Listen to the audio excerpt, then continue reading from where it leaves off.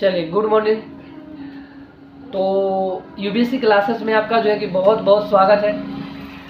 अगर आप इस चैनल पर पहली बार आए हैं, चाहे मेरे वीडियो को देख रहे हैं पहली बार, तो चैनल को जरूर से जरूर सब्सक्राइब कर लीजिएगा, ठीक है। तो हम लोग पढ़ रहे हैं बायोलॉजी क्लास 10 का। क्या पढ़ रहे हैं? बायोलॉजी क्लास 10 पढ़ रहे हैं। आज 8 बायोलॉजी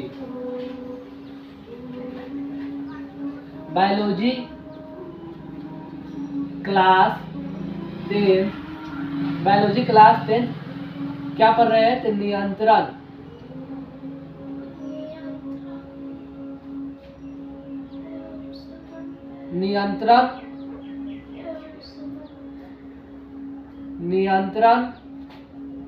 एवं समन्वय, इसके बारे में पढ़ रहे हैं। चैप्टर हो जाएगा 5, पार्ट हो जाएगा 3, 4 हो जाएगा ना,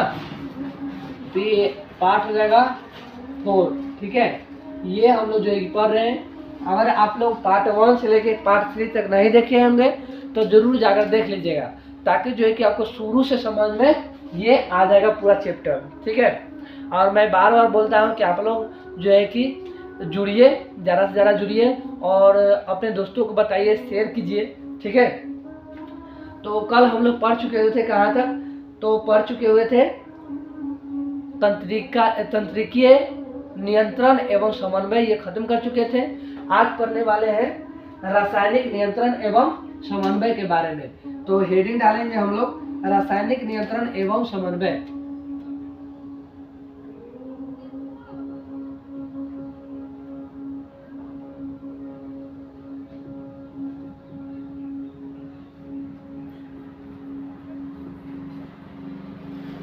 रासायनिक नियंत्रण एवं समन्वय के बारे में पढ़ने वाले हैं, ठीक है।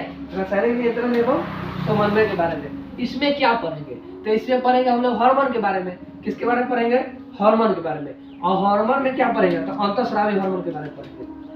किसके बारे में? अंतःस्रावी हार्मोन के बारे में पढ़ेंगे। अंतःस्रावी हार्मोन।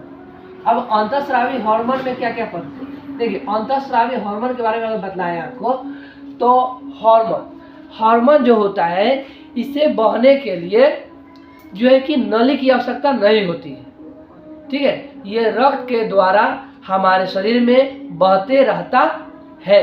तो लिखेंगे, पहले लिखेंगे यह अंतःस्रावी ग्रंथि है। कैसा ग्रंथि है? तो अंतःस्रावी ग्रंथि, पहले ही लिख दिए हुए हम, अंतःस्रावी ग्रंथि है, ठीक है। दूसरा पॉइंट लिखेंगे नलिका विहीन होती है।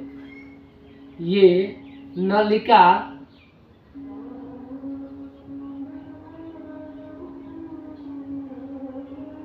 विहीन होती है ना, नलिका विहीन होती है। उसके बाद ये रक्त के द्वारा, रक्त के माध्यम से बहती है।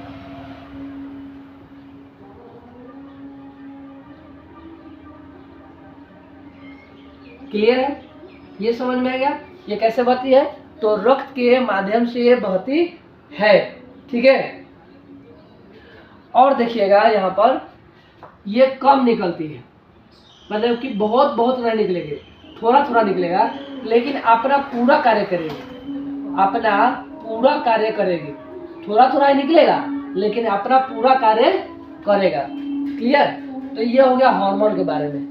हार्मोन के बारे में इतना चीज आपको जानकारी होना चाहिए, याद होना चाहिए, ठीक है। अब पढ़ेंगे किसके बारे में? तो हेडिंग डालेंगे मनुष्य के अंतःस्रावी ग्रंथि के बारे में, कि मनुष्य के कौन कौन से अंतःस्रावी ग्रंथियां हैं। मनुष्य की अंतःस्रावी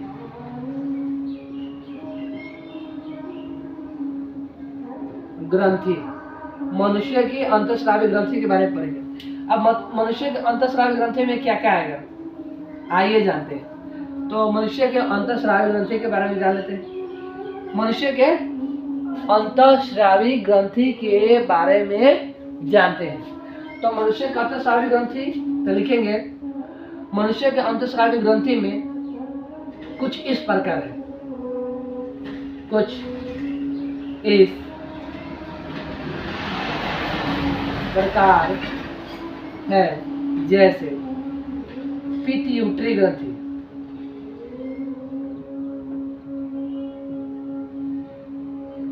पिट्यूटरी ग्रंथि।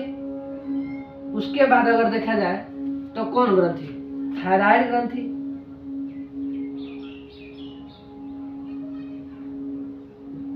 उसके बाद क्या आएगा? पैराथायराइड ग्रंथि।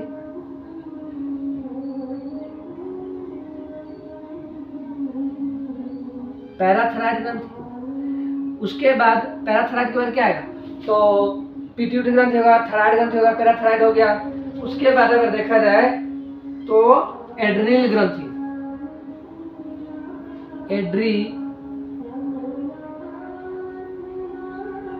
एड्रिनल ग्रंथि, ठीक है। एड्रिनल ग्रंथि हो गया। पहले में पिट्यूटरी ग्रंथि, थायराइड ग्रंथि, उसके बाद हो जाएगा पैराथायराइड ग्रंथि। उसके बाद क्या हो जाएगा? तो एड्रिनल ग्रंथि। उसके बाद हो जाएगा अग्नाशय,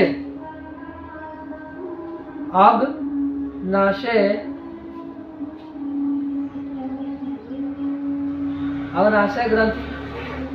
उसके बाद छठा नंबर पे हो जाएगा तुम्हारा जनन ग्रंथि, जनन ग्रंथि। इतने ग्रंथियों के बारे में जो है कि हम लोग पढ़ेंगे, तब जाकर जो है कि रासायनिक नियंत्रण एवं शोध में समझ में आ जाएगा। क्लियर? तो सबसे पहले हम लोग पढ़ते हैं पिट्यूटरी ग्रंथि के बारे में। कौन से ग्रंथि के बारे में? पिट्यूटरी ग्रंथि के बारे में पढ़ते हैं। यहाँ पर ध्यान से देखिएगा, पिट्यूटरी ग्रंथि के बारे में क्या क्या चीजें हम बातें बतला रहे हैं, ठीक है। पिट्यूटरी ग्रंथि ये जो होता है, हमारे मस्तिष्क जो होता है, हमारे मस्तिष्क के स्पाइनल, क्या बोलते हैं उसको, स्फेनोइड हड्डी के बीच में स्थित होता है। तो लिखेंगे यहाँ पर स्फेनोइड,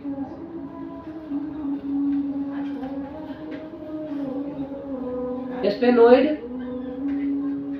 हड्डी के बीच में स्थित होता है।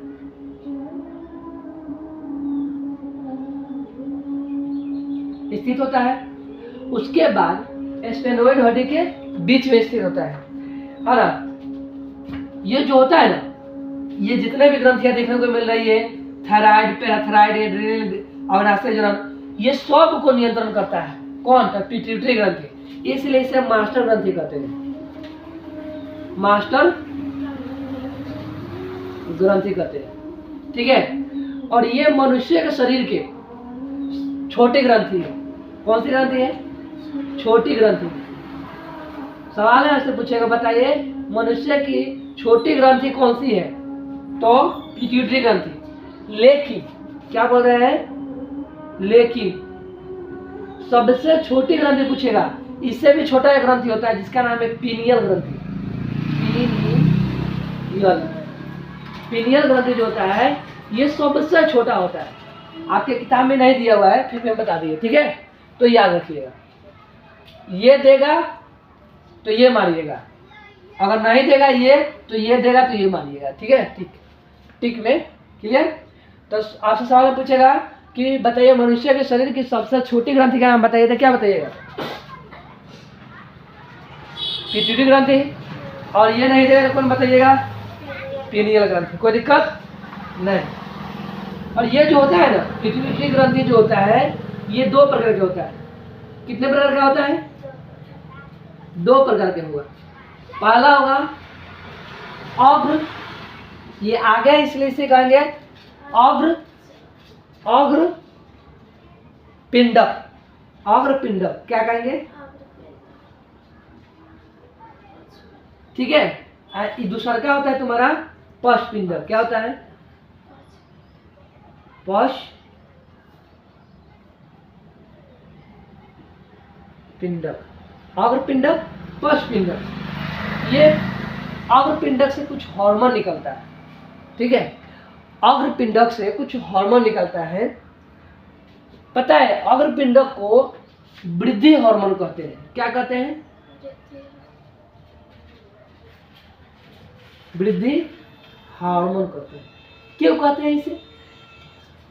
जिस मनुष्य में या जिस व्यक्ति में अग्रपिंडक से ज्यादा हार्मोन निकलेगा तो उसका लंबाई ज्यादा बढ़ेगा, जिस व्यक्ति में कम निकलेगा उसका लंबाई कम बढ़ेगा, उसे कहेंगे बौना। तो ज्यादा निकलेगा उसे क्या कहेंगे? लंबा। तो लंबा को कहते हैं क्या पता है? जाइगेटिज। क्या कहते हैं? जाइगेटिज्म कहते हैं। तो जिस व्यक्ति में ज्यादा निकलेगा, है ना, तो होगा लंबा।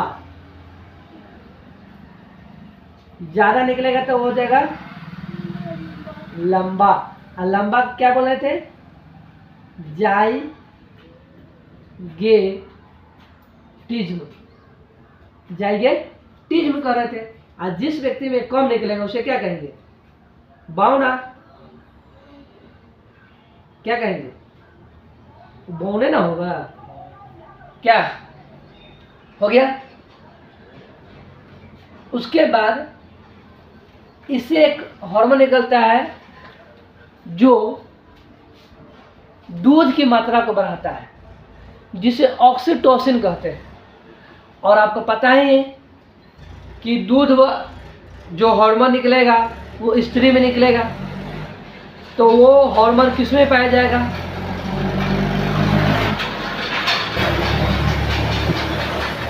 तो वो हार्मोन स्त्री में पाया जाएगा। ऑक्सीटोसिन नामक हार्मोन किस में पाया जाएगा? स्त्री में पाया जाएगा। क्लियर? तो ऑक्सीटोसिन नामक हार्मोन किस में पाया जाएगा? स्त्री में। ये क्या करता है? तो दूध की मात्रा को बढ़ाता है। स्त्री ऑक्सीटोसिन।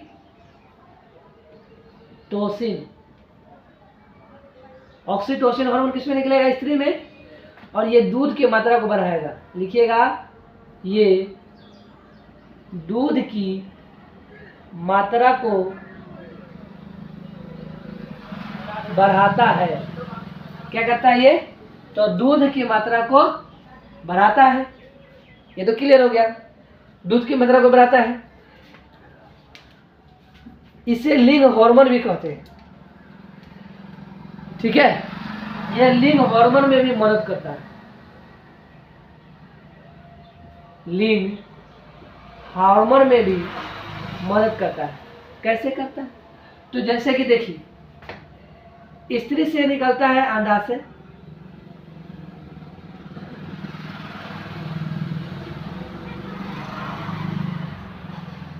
और पुरुष से निकलता है वृषण। ठीक है, पुरुष से निकलता है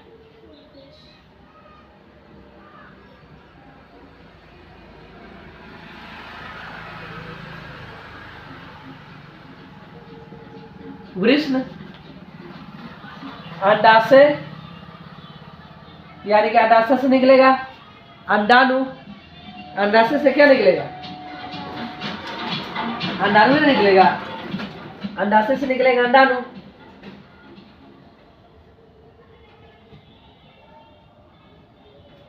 और वृषण से निकलेगा क्या? तो शुक्राणु।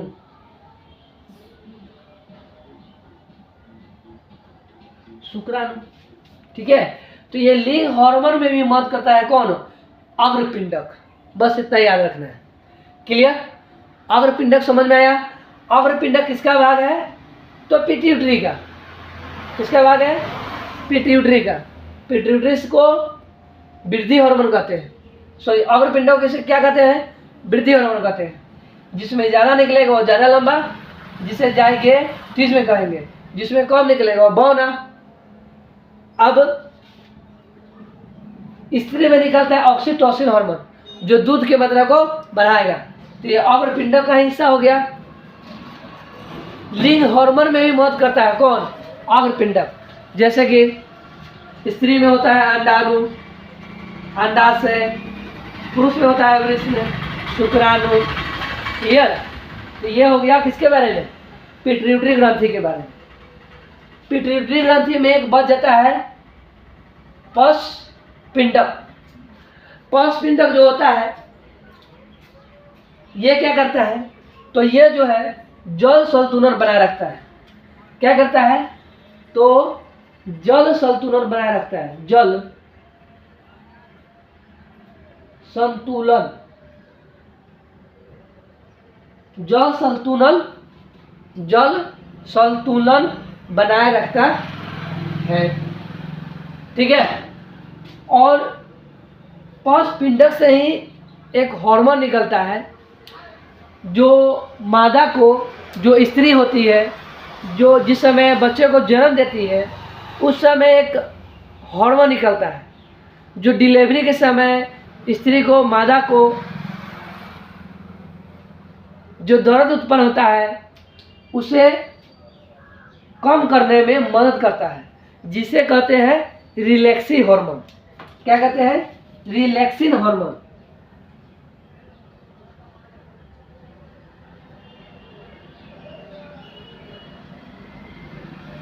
क्या कहते हैं, रिलैक्सिन हार्मोन। जब स्त्री, जब डिलीवरी जब होता है, जब बच्चा को जन्म देती है, जिस समय पीड़ा, जिस समय दर्द उत्पन्न होता है उसको कम करने में मदद करता है यही रिलैक्सिन हार्मोन। बोलिए क्लियर हुआ, खत्म। तो ये हो गया पिट्यूटरी ग्रंथि के बारे में कहानी। चलिए शॉर्ट स्क्रीन लेना है तो लीजिए जल्दी। क्लियर। अब पढ़ेंगे थायराइड ग्रंथि के बारे में। इसको मिटा देते हैं, मिटा दे। थायराइड ग्रंथि के बारे में पढ़ेंगे। ये थायराइड ग्रंथि जो होता है ना, ये हमारे ट्रेकिया और लेरिंग्स के पास में स्थित होती है। क्या बोल रहे हैं, ये ट्रेकिया और लेरिंग्स के जस्ट नीचे, ये हमारा ट्रेकिया हो गया, और ट्रेकिया के और लेरिंग्स के जस्ट नीचे स्थित होती है। क्लियर। पिट्यूटरी ग्रंथि को समझ में आ गया। अब बच गया थायराइड ग्रंथि। कौन बच गया, थायराइड ग्रंथि के बारे में पढ़ते हैं। तो थायराइड ग्रंथि में क्या बतला रहे हैं, ये लेरिंग्स और ट्रेकिया के जस्ट नीचे स्थित होती है। तो लिखेंगे लेरिंग्स। आप पूछिए लेरिंग्स क्या होता है, तो यहाँ पे जो वाइब्रेशन कर रहा है, आवाज, साउंड बॉक्स कहते हैं इसे, वही होता है लेरिंग्स। इसको पढ़ाए हुए हैं आप, नहीं पढ़े होंगे तो चैप्टर 1 उसको उठा के पढ़ लीजिएगा, इसमें पता चल जाएगा लेरिंग्स के बारे में। लेरिंग्स और ट्रेकिया, ट्रेकिया के नीचे स्थित होती है।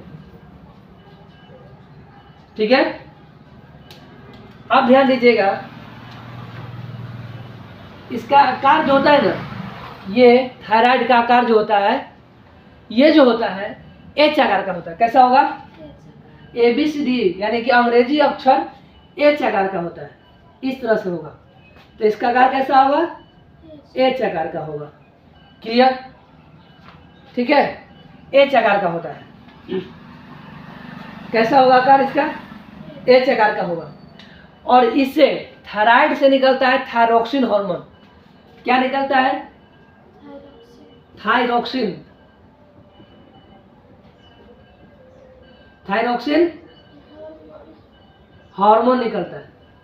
कौन सा हार्मोन निकलता है, थायरोक्सिन हार्मोन। थायरोक्सिन हार्मोन अगर नहीं निकलेगा ना, थायरोक्सिन हार्मोन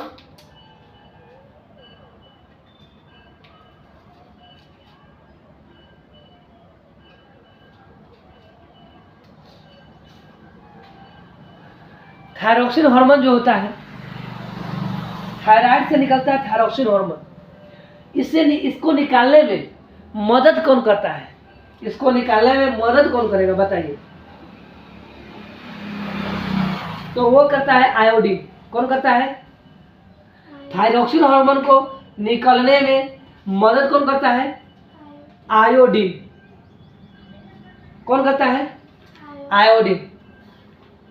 और पता है आयोडीन की कमी से कौन सा रोग हो जाता है?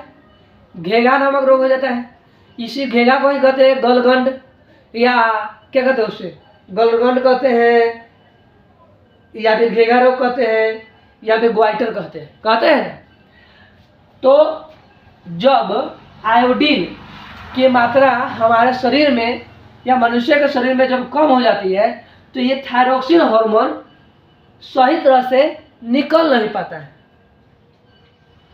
इसको निकलने में बहुत ही ज़्यादा मेहनत करना पड़ता है, ठीक है। क्योंकि जब ये आयोडीन था शरीर में स्थित तो इसको निकालने में, थायरोक्सिन को निकालने में मदद कर रहा था आयोडीन। लेकिन जब शरीर में आयोडीन की मात्रा की कमी हो गई तो निकालने में ये खुद ही निकलेगा, यानी इसको ज़्यादा मेहनत करना पड़ेगा, दुगुना मेहनत करना पड़ेगा। तो यहाँ पर बहुत बड़ा बड़ा जो है कि मांस लटक जाता है, ये फूल जाता है, घेघ लटक जाता है, घेघ फूल जाता है। तो कहते हैं इसे ना घेघा रोग हो गया हुआ है, ठीक है, इसे गलगंड रोग हो गया हुआ है, ग्वाइटर रोग हो गया हुआ है। तो किसके कमी से? आयोडीन की कमी से। अगर शरीर में आयोडीन की मात्रा रहेगा तो थायरोक्सिन हार्मोन निकलेगा आसानी से, लेकिन जैसे ही आयोडीन की कमी होगा वैसे थायरोक्सिन हार्मोन अपना से मेहनत करके निकलेगा, जिसके कारण क्या होगा, इससे ज़्यादा मेहनत करना पड़ेगा और ग्वाइटर रोग हो जाएगा। तो लिखिएगा आयोडीन की कमी से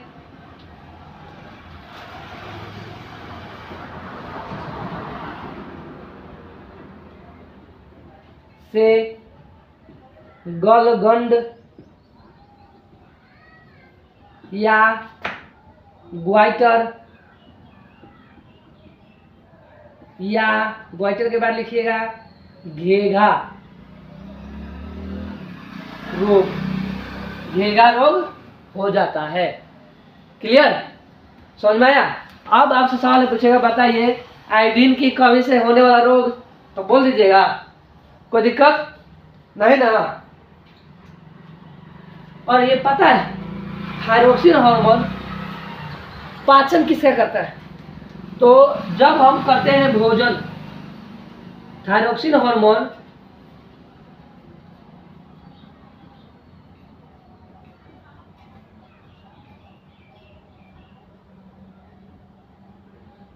हार्मोन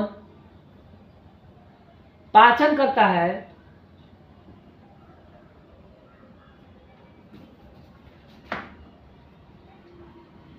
पाचन किसका करता है पता है?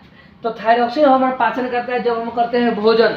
तो भोजन में क्या क्या करते हैं बताइए? भोजन में क्या क्या करते हैं? तो भोजन में करते हैं हम लोग कार्बन डाइऑक्साइड, कार्बोहाइड्रेट, प्रोटीन, वसा। तो इसी का पाचन करेगा।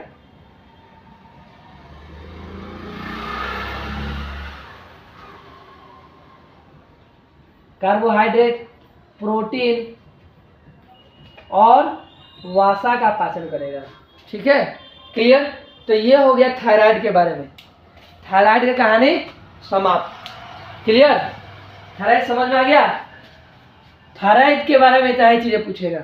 एक बात याद रखिएगा, ये जो पैराथायराइड दिख रहा है, ये पैराथायराइड जो होता है ये थायराइड के ऊपर में स्थित होगा, यहाँ स्थित होता है इस तरह से।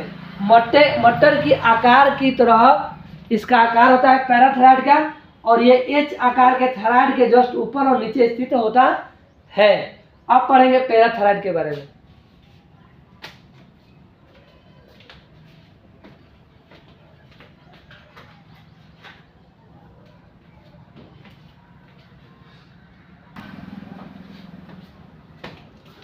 पढ़ेंगे अब पैराथायराइड के बारे में। इसको मिटा देते हैं। शॉर्ट स्क्रीन लेना है तो ले सकते हैं जल्दी से। चलिए, और आप लोग जो है कि यूबीसी क्लास को सब्सक्राइब कर लीजिए, ठीक है, बेल आइकन प्रेस कर लीजिएगा, लाइक कर दीजिएगा, शेयर कर दीजिएगा। बार बार हम यही चीज़ बोलते रहते हैं, आप लोग करते नहीं हैं। चलिए, अब पढ़ेंगे पैराथायराइड के बारे में। ये तो क्लियर हो गया ना? थायराइड ग्रंथि, थायराइड तो क्लियर हो गया, थायराइड ग्रंथि। अब पढ़ेंगे पैराथायराइड।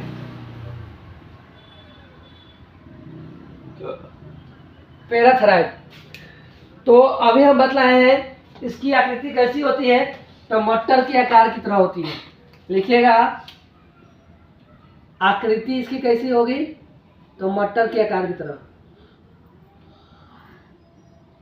कैसी होगी, मटर के आकार की तरह होती है। ये कहाँ स्थित होगा बताइए, कहाँ होगा, तो ये थायराइड ग्रंथि के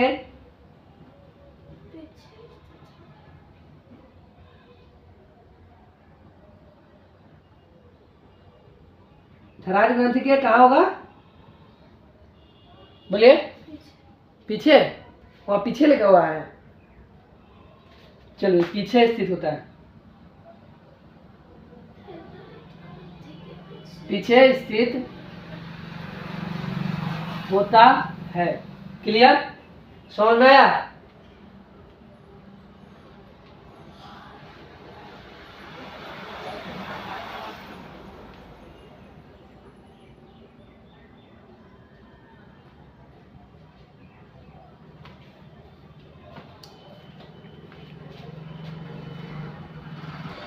चलिए ये हो गया। अब देखिए पैराथायराइड जो होता है, पैराथायराइड ये रक्त की मात्रा, रक्त में होता है कैल्शियम, रक्त में कैल्शियम की मात्रा को नियंत्रित करता है। कौन, तो पैराथायराइड। तो यहाँ पे लिख सकते हैं नियंत्रित, नियंत्रित करता है किसको, तो रक्त में कैल्शियम की मात्रा को नियंत्रित करता है। क्लियर,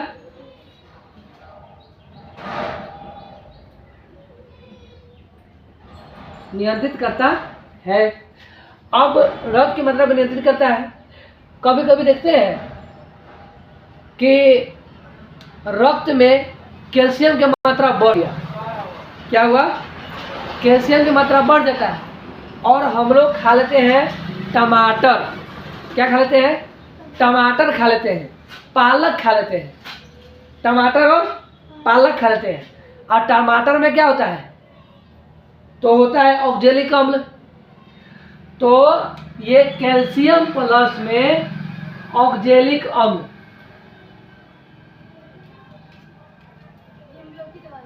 ऑक्जेलिक अम्ल, कैल्शियम प्लस ऑक्जेलिक अम्ल मिलकर बना लेता है, क्या पता है, तो कैल्शियम और ऑक्जेलिक अम्ल मिलता है तो बन जाता है पत्थर, जिसको पथरी कहते हैं। ठीक है, और ये ऑपरेशन करके फिर बाहर इसे निकाला जाता है। तो जब रक्त की मात्रा में रक्त में कैल्शियम की मात्रा बढ़ जाए, किसकी मात्रा बढ़ जाए, कैल्शियम की मात्रा, और बाहर से हम लोग खा ले टमाटर पालक, क्योंकि टमाटर और पालक में क्या है, बताइए, टमाटर और पालक में क्या है, तो टमाटर और पालक में ऑक्जेलिक अम्ल है, और ये मिलता है तो बना देता है शरीर में पत्थर। ठीक है, और इसी की वजह से पेट हमारा दर्द करता है तो हम लोग डॉक्टर के पास जाते हैं, तो डॉक्टर मेडिसिन लिखता है, और कुछ दिन के बाद उसे ऑपरेशन करके बाहर निकाल दिया जाता है कि नहीं। क्लियर हो गया, कोई दिक्कत नहीं। तो पैराथायराइड से आपको से इतना ही सवाल पूछेगा, इसका आकार कैसा होता है, तो मटर के आकार का जैसा होता है। ये कहाँ स्थित होता है, तो थायराइड ग्रंथि के पीछे स्थित होता है। ये किसका नियंत्रण करता है, तो रक्त में कैल्शियम की मात्रा का नियंत्रण करता है। बस इतना ही पूछेगा, समझ में आ गया। चलिए नोट कीजिए जल्दी।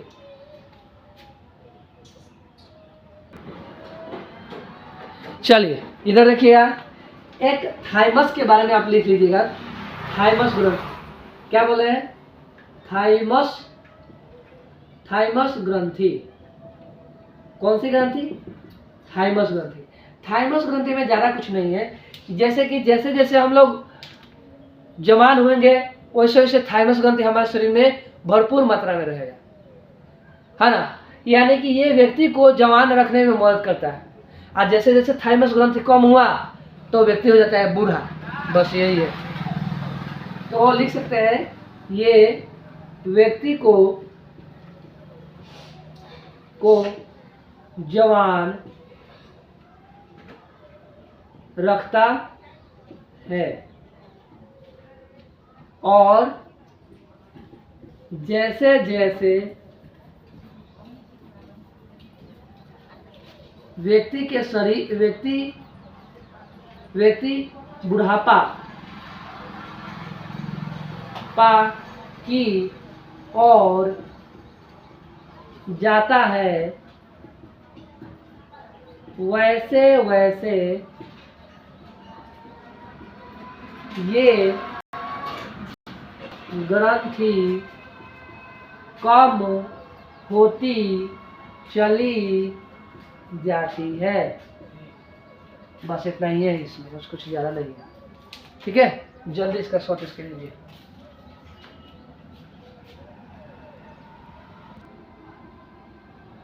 चलिए ध्यान दीजिएगा, अब हम लोग पढ़ने वाले हैं, पहले इसको पढ़ लेते हैं अग्नाशय को, फिर उसके बाद एड्रेलिन के बारे में पढ़ेंगे, उसके बाद जलन के बारे में। तो अग्नाशय के बारे में सबसे पहले पढ़ लेते हैं, ये छोटा सा है।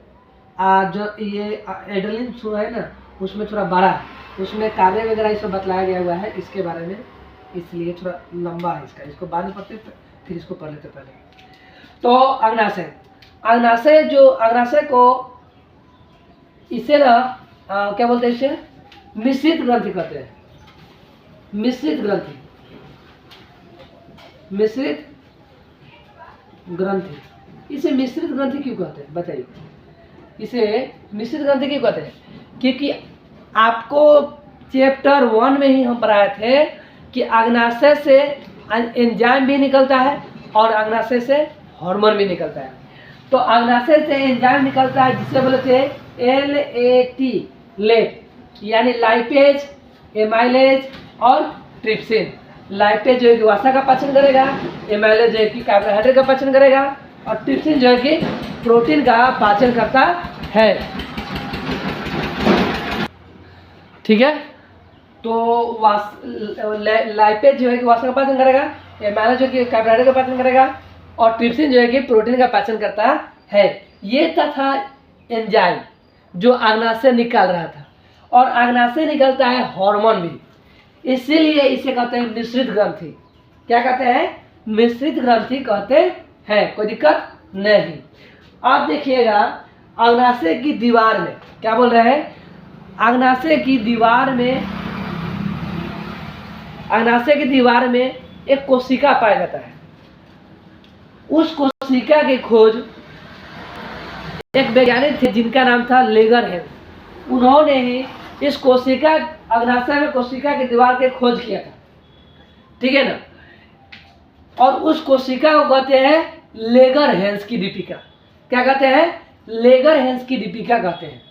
और इस अग्नाशय की दीवार की कोशिका की खोज लेगरहेंस नामक वैज्ञानिक ने किया था, इसीलिए उन्हीं के नाम पर इसका नाम रखा गया। तो यहाँ पर लिख सकते हैं, क्या लिखेंगे? तो अग्नाशय को लेगरहेंस की दीपिका भी कहते हैं।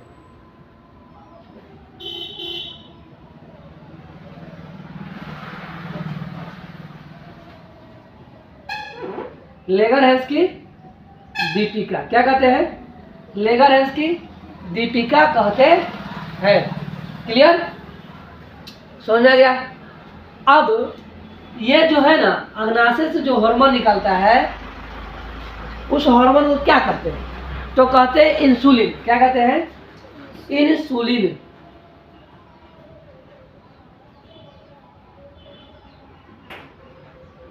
इंसुलिन, ठीक है। और ये इंसुलिन अगर किसी व्यक्ति के शरीर में निकल रहा है तो व्यक्ति को डायबिटीज, मधुमेह, चीनी, शुगर की बीमारी नहीं होगा, क्योंकि ये ग्लूकोज का नियंत्रण कर लेगा। ठीक है। अगर किसी व्यक्ति में ये इंसुलिन निकलना बंद कर दे किसी भी कारणवश, चाहे कम निकले चाहे निकलवे नहीं करे, तो शरीर में ग्लूकोज की मात्रा हो जाए, ग्लूकोज की मात्रा बढ़ जाएगा। तो शरीर में ग्लूकोज की मात्रा जब बढ़ जाएगा तो क्या हो जाएगा, पूरा ब्लड मीठा मीठा हो जाएगा। जब मीठा मीठा हो जाएगा, आपके शरीर में ऑलरेडी चीनी की मात्रा बढ़ल है, आप खाइएगा हुमचा हुमचा के कभी मीठा सामान, चावल खाइएगा, मीठा चीज़ खाइएगा, तो आपको मधुमेह, डायबिटीज़ नामक रोग होगा कि नहीं होगा, बताइए। हो जाएगा। तो लिखेंगे अग्नाशय इंसुलिन, अग्नाशय से इंसुलिन नामक हार्मोन निकलता है। यह ग्लूकोज का नियंत्रण करता है। क्लियर, समझ में आ गया? बोलिए, ग्लूकोज का नियंत्रण करता है। हाँ, क्लियर। चलिए, तो ये समझ में आ गया। आपसे अग्नाशय से इतना ही सवाल पूछेगा, ठीक है। इंसुलिन, चलिए अब इसको जल्दी से ना नोट कीजिए, उसके ऊपर आते हैं, इसके बारे में पढ़ा देते, उसके बाद जनरल पढ़ाएंगे क्या। चलिए चलिए, अब ये समझ में आ गया, अग्नाशय समझ में आ गया, क्लियर। अब पढ़ेंगे एड्रेनलिन ग्रंथि के बारे में। एड्रेनलिन, देखिए ये जो हमारा वृक्क था, जब हम वृक्क के बारे में पढ़ा रहे थे, किडनी के बारे में पढ़ा रहे थे, तो हम बतलाए थे कि इसका आकार काजू के आकार की तरह होता है, बतलाए थे ना। और इसी के ऊपर में स्थित होता है हमारा क्या, तो ये एड्रेनलिन ग्रंथि। तो बताइए ये कितनी जोड़ी हो गई, एक जोड़ी हुई कि नहीं, है ना। कुल कितना होगा, कुल हो गया 2, और जोड़ी पूछेगा तो 1। तो लिखेंगे यह वृक्क के ऊपर स्थित होता है, यह वृक्क के ऊपर स्थित होता है। और बताइए यह एक जोड़ी है कि नहीं, एक जोड़ी, यानी प्रत्येक वृक्क के ऊपर है कि नहीं।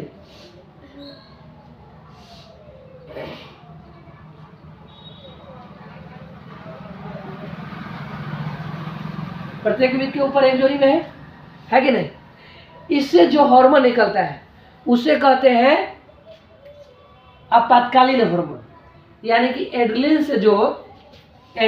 से जो हार्मोन निकलता है उस हार्मोन को कहते हैं क्या थी पता है, आपातकालीन हार्मोन।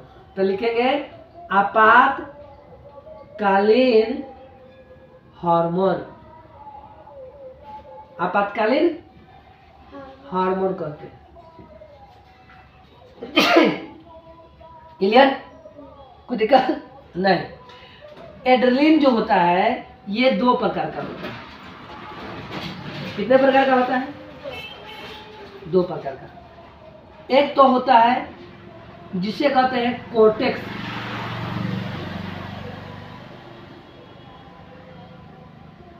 एक होता है मेंडू,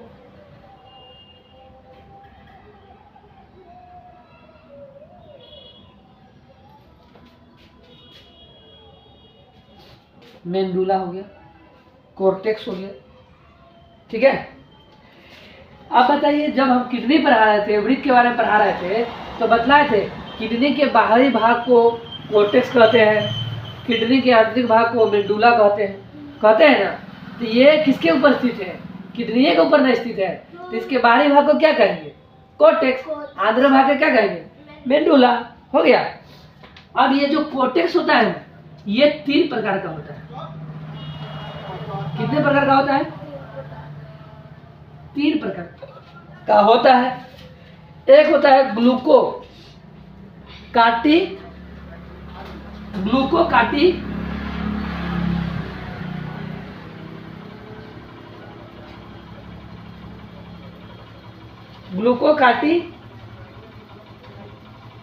क्वाइट्स,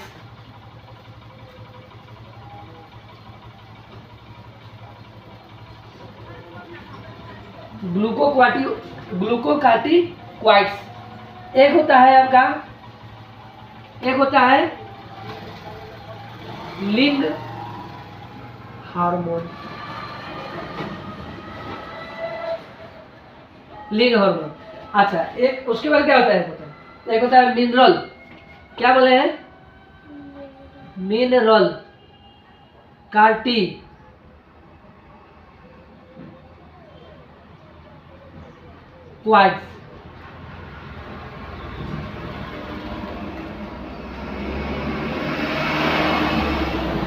ठीक है, देखिए कॉर्टेक्स जो होता है ये 3 प्रकार का होता है। एक होता है ग्लूकोकॉर्टिकॉइड्स, एक होता है मिनरल कॉर्टिकॉइड्स, एक होता है लिंग हार्मोन। ठीक है, उसी तरह से मेंडुला का भी 2 भाग होता है। कितना होता है, 2 होता है। पहले इसके बारे में समझते हैं, फिर इसके बारे में समझेंगे। ग्लूकोकार्टिकॉइड जो होता है, ये जो होता है ये क्या करता है कि जो हम लोग भोजन करते हैं, तो भोजन में क्या करते हैं, कार्बोहाइड्रेट लेते हैं, प्रोटीन लेते हैं, वसा लेते हैं, उसका नियंत्रण करता है ये ग्लूकोकार्टिकॉइड्स क्या करता है, कार्बोहाइड्रेट का, वसा का और प्रोटीन का नियंत्रण करता है। क्लियर हो गया। और क्या करता है, तो जल और क्या बोलो उसे, जल और इलेक्ट्रोलाइट्स, जल और इलेक्ट्रोलाइट्स का नियंत्रण करता है ये। तो याद रखिएगा, ग्लूकोकार्टिकॉइड्स क्या करता है, तो कार्बोहाइड्रेट का, वसा का, प्रोटीन का नियंत्रण करता है, जल का और इलेक्ट्रोलाइट्स का भी नियंत्रण करता है। ये क्लियर हो गया। अब आ जाइए यहाँ पर, ये मिनरल क्वाइड्स, ये मिनरल क्वाइड्स ये क्या करता है, तो याद कीजिए जब हम पढ़ा रहे थे किडनी के बारे में, तो किडनी में ट्यूब के बारे में पढ़ाए थे, ट्यूब पुनर्वशोषण। जब किडनी में नेफ्रॉन वाला भाग में ऐसे नेफ्रॉन बनाए थे, हैं इस तरह से बनाए थे ना नेफ्रॉन। उसके बाद ग्लोमेरुलस इसमें था, ऐसे था, यहाँ पे ब्लड छन रहा था, छनने के बाद इसमें वुमेन संपुट में आ रहा था, वुमेन संपुट में आने के बाद इस ट्यूब में आ रहा था, इस ट्यूब में आने के बाद में ये जो ग्लोमेरुलस में जब ब्लड छन रहा था, तो ब्लड में अच्छा पदार्थ भी था, खराब पदार्थ भी था, उस सब को जो है कि छान रहा था ये। अब वुमेन सपोर्ट में आ रहा था, जो अच्छा पदार्थ था वो ट्यूब में भी आ जा रहा था। तो अच्छा पदार्थ को ट्यूबर पुनर्वशोषण दोबारा सोख रहा था अच्छा पदार्थ को, और खराब पदार्थ को बाहर निकाल रहा था। तो उसको सोखने में, है ना, उसको सोखने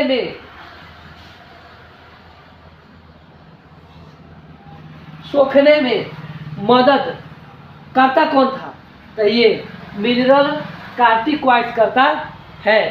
तो यानी यह लवण का, और क्या बोलते हैं, और जल का, लवण और जल का क्या कर रहा था, तो सोखने का कार्य कर रहा है। कौन, तो मिनरल कार्टिकॉइड्स। क्लियर, ये समझ में आ गया है। अब पूछिएगा लिंग हार्मोन के बारे में। तो लिंग हार्मोन किसी भी मनुष्य में आवाज का मोटा होना, आवाज का भारी होना, पतला होना, दाढ़ी निकलना, दाढ़ी नहीं निकलना, केस का लंबा लंबा होना, अन्य परिवर्तन, ये सब किसके वजह से होगा, तो लिंग हार्मोन की वजह से होगा। ठीक है, ये क्लियर हो गया। तो कॉर्टेक्स के बारे में समझ में आ गया। अब आता है मेंडुलरी। मेंडुलरी दो होते हैं, एक होता है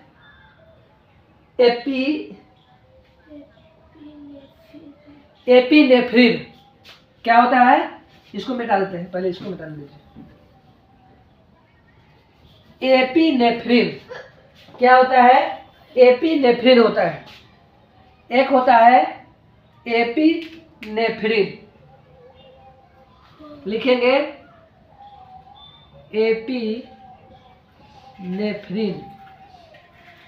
हो गया, फ्रीन होगा ना, फ्रीन, एपिनेफ्रिन। एक होता है नोरएफ्रिन, नोरनेफ्रिन, नोरनेफ्रिन, ये दो प्रकार का होता है। नोरएपिनेफ्रिन होगा, नोरएपिनेफ्रिन, नोरएपिनेफ्रिन,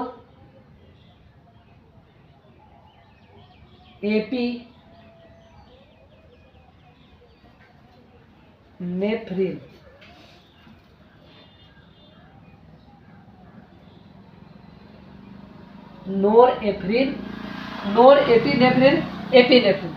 ये कितने प्रकार का होता है? तो मेंडुला जो होता है दो प्रकार का होता है, एक होता है एपिनेफ्रिन, एक होता है नोरएफ्रिन। क्लियर? ये कितने हो गए? दो होते हैं। नोरएफ्रिन का कार्य क्या है बताइए, बताइए क्या कार्य होता है इसका? चलिए ये देखिए, नोरएफ्रिन जो होता है, एपिनेफ्रिन जो होता है, ये क्या करता है? तो जब व्यक्ति तनाव में रहता हो, डर लगता हो, गुस्सा होता हो, उसको नियंत्रण कौन करता है? तो एपिनेफ्रिन, एपिनेफ्रिन। और ये जो होता है, जैसे व्यक्ति गुस्सा किया तो उसका क्या हुआ? ब्लड प्रेशर बढ़ जाता है कि नहीं? तो तनाव को, डर को, गुस्सा को नियंत्रित कौन करता है? एपिनेफ्रिन। और नोरएफ्रिन क्या करता है? तो जो हमारा हृदय जो है, हमारा हृदय जो हमारा हार्ट है, जो बढ़ रहा है, मतलब कि फैल रहा है, सिकुड़ रहा है, फैल रहा है, सिकुड़ रहा है, इसका नियंत्रण कौन करता है? तो नोरएफ्रिन। ठीक है, नोरएपिनेफ्रिन नियंत्रित करता है किसका? तो हृदय का। क्लियर? यानी कि शिथिलन और संकुचन, शिथिलन, संकुचन, शिथिलन कौन कर रहा है? तो हृदय कर रहा है हमारा, उसका नियंत्रण कौन करेगा? तो नोरएपिनेफ्रिन। एपिनेफ्रिन के बारे में बता दिए, तनाव, डर, गुस्सा को नियंत्रित कौन करेगा? एपिनेफ्रिन करेगा। क्लियर? तो ये हो गया। तो ये हो गया आपके किसके बारे में? तो एड्रेनलिन के बारे में। चलिए शॉर्ट इसके लेना है तो ले लीजिए, हम हटे हुए हैं। हो गया? चलिए अब बच गया हमारा क्या?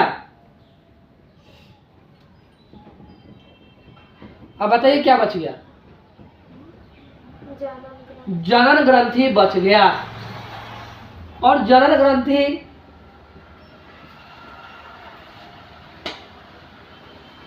एड्रेनलिन। क्लियर? अब बच गया जनन ग्रंथि। आ जाइए जनन ग्रंथि के बारे में पढ़ लेते हैं।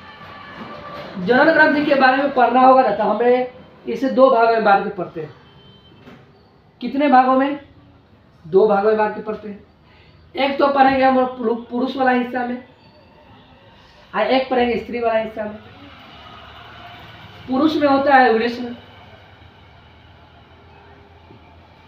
वृषण को ही बोलते हैं टेस्टिस, और स्त्री में होता है अंडाशय, इसी को बोलते हैं अंडाशय, इसको बोलते हैं ओवरी। क्या बोलते हैं? ओवरी। वृषण से निकलता है शुक्राणु, और अंडाशय से निकलता है अंडाणु।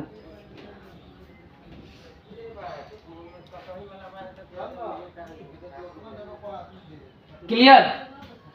समझ में आया? कोई दिक्कत नहीं ना? अब देखिए, ये जो वृषण है, वृषण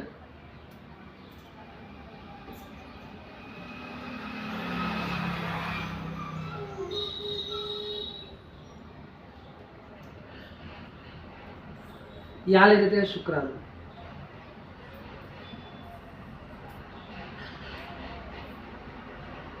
अब देखिए, ये जो वृषण है,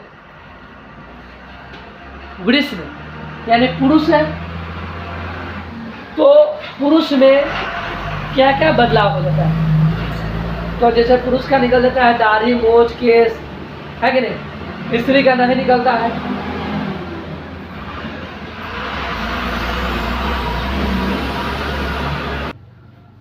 चलिए, तो जो पुरुष में जो होता है परिवर्तन होता है, जैसे कि दाढ़ी केस निकल जाना, है कि नहीं?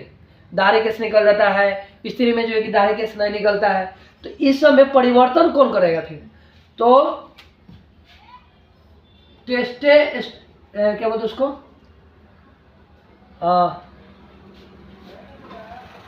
एंड्रोजेंस कहते हैं। क्या कहते हैं?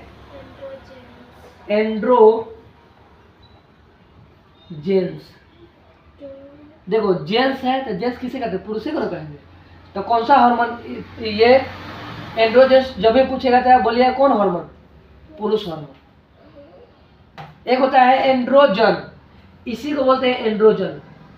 एंड्रोजेंस को ही बोलते हैं, एंड्रोजन भी बोलते हैं। एंड्रोजन, एंड्रोजेंस को ही बोलते हैं क्या? बोलो, एंड्रोजन ही बोलते हैं। ये जो होता है पुरुष में जितने भी तरह के जो परिवर्तन हो रहे हैं, दाढ़ी के निकलना, चाहे जो भी परिवर्तन हो रहा है पुरुष में, ये किसकी वजह से होगा? एंड्रोजेंस या एंड्रोजन की वजह से होगा। पुरुष में एक और हार्मोन निकलता है जिसे कहते हैं, क्या पता है? टेस्टोस्टेरोन। टेस्टोस्टेरोन,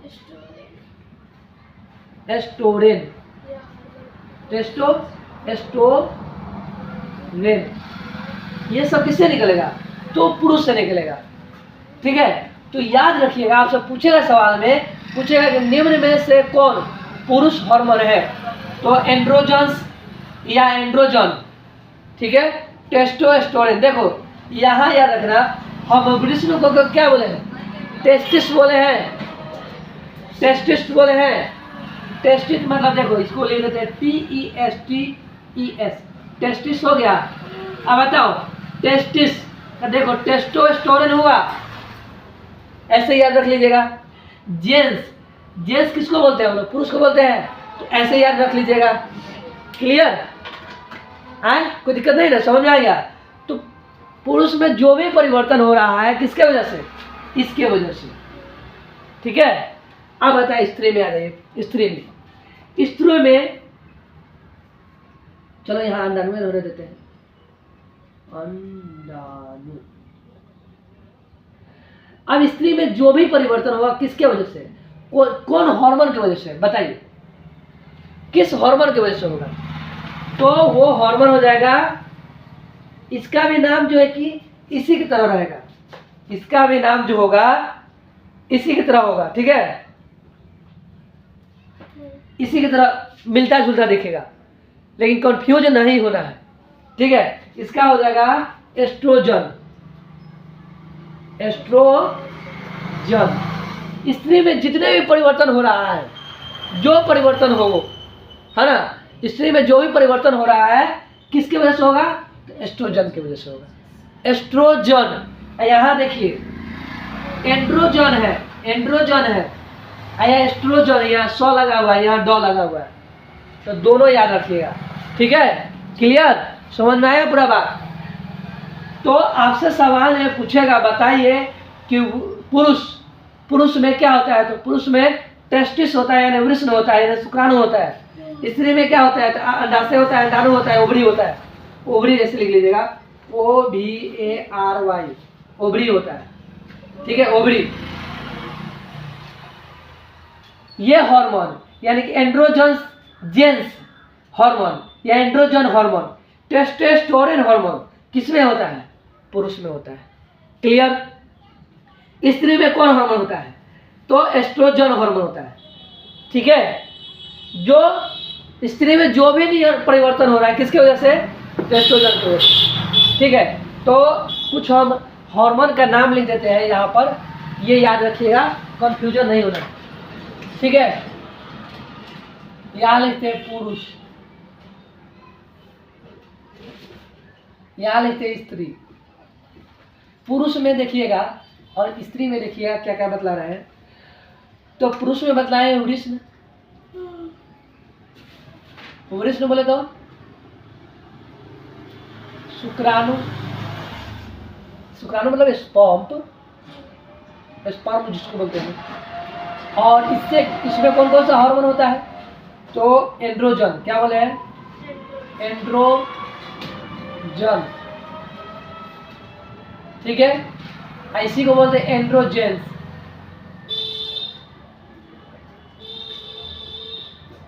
एंड्रोजेंस और कौन हार्मोन बताए हैं? तो टेस्टोस्टेरोन, टेस्टोस्टेरोन,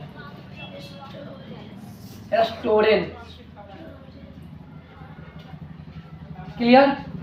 स्त्री में कौन कौन हार्मोन बताए हैं बताइए? तो बताए अंडाशय, ये हार्मोन नहीं है, ये हम केवल याद करने के लिए लिख रहे हैं, ये हार्मोन नहीं है। अंडाशय, ओवरी, अंडाणु,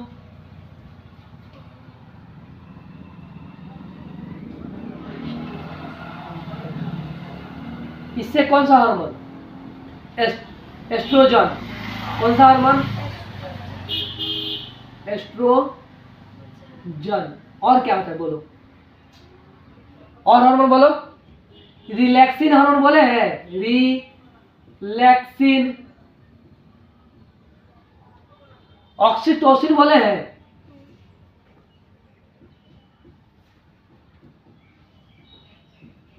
ये सारे हार्मोन जो है कि निकलते हैं स्त्री में। ये जब मादा, जब स्त्री जो है कि बच्चे को जन्म देगी उस समय निकलेगा। जब दूध की मात्रा बढ़ेगा तो ये ऑक्सीटोसिन। आज जो भी स्त्री में परिवर्तन होता है एस्ट्रोजन की वजह से। क्लियर है? ये पूरा पूरा समझ में आया कि नहीं पहले बता है? तो ये हो गया चैप्टर यहाँ पर समाप्त। और आपके आपके पुस्तक में, आपकी किताब में स्त्री और पुरुष के बारे में चित्र बना दिया गया हुआ है, उसका नाम लिख दिया गया हुआ है, वो आप लोग बना लीजिएगा। जब पूरा बना लीजिएगा ना, ये पूरा लिख लीजिएगा, तो लास्ट में उस स्त्री का, उस पुरुष का चित्र बनाकर और उसका नामकरण करके लिख दीजिएगा।